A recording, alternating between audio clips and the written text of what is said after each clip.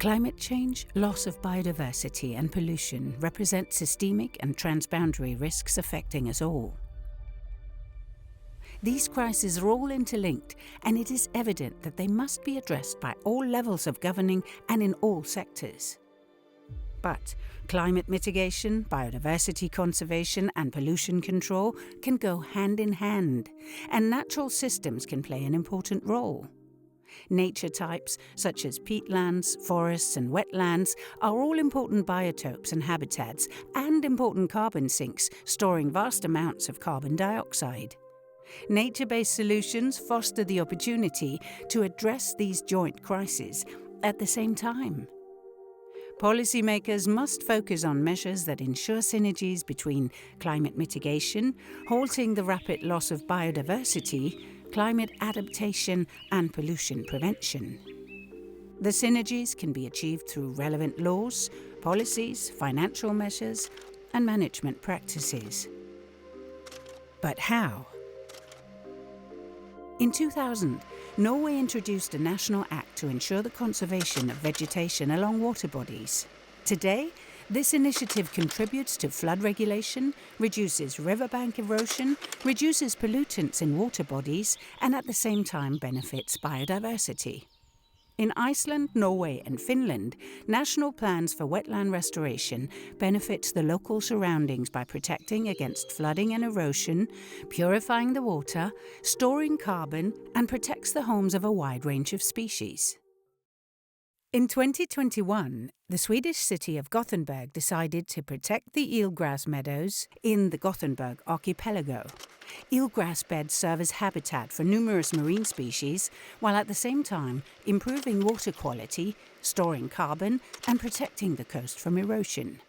In Denmark, funding programs for projects on lowland soils have contributed by reversing the trend of emitting carbon to storing carbon instead, while also restoring habitats and removing excess nutrients.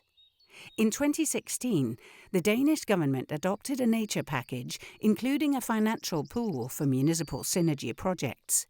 The initiative proved very popular, and 15 municipalities were approved for funding. One of the municipalities was Allerød. Det her synergiprojekt, det handler om, at vi er ved at skabe et nyt naturområde her uden for Lynge i Nordsjælland. Det er et projekt, der har flere formål og giver flere fordele. Det kommer til at være et form for et lejeprojekt, der gør, at vi ikke kan få oversvømmelse i Lynge, men vandet kan løbe ned her i naturområdet ved køerne. Og det er jo et naturprojekt, og samtidig er det så også et rekreativt område nu, hvor borgerne kan komme ned og nyde naturen. Det, jeg synes, der giver det her projekt rigtig meget mening, det er i virkeligheden, at vi kan koble forskellige ting. Vi kan koble regnvand fra Lyngby med et naturprojekt, hvor vi skaber natur, og samtidig også et rekreativt projekt. Og så hjælper det også på nogle af de vandproblemer, vi har længere nede af åen her. Så den synergi, vi får ved at koble forskellige ting, synes jeg giver rigtig meget mening i dag. Measures that benefit both climate and biodiversity are not rare, and they are in use in all the Nordic countries.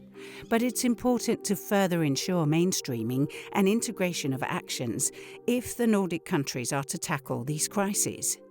The existing initiatives are not sufficient, and there are still several conflicting interests, lack of financing, sectoral fragmentation, and other challenges that provide barriers to the efforts. Ensuring synergies when developing new laws, grant programs and voluntary agreements can make a difference. The Nordic Council of Ministers have started a 4-year program on nature-based solutions to increase collaboration across the Nordics. This will allow the Nordic countries to exchange information and knowledge and compare experiences to an even greater extent than before in order to reduce greenhouse gas emissions and protect and improve biodiversity.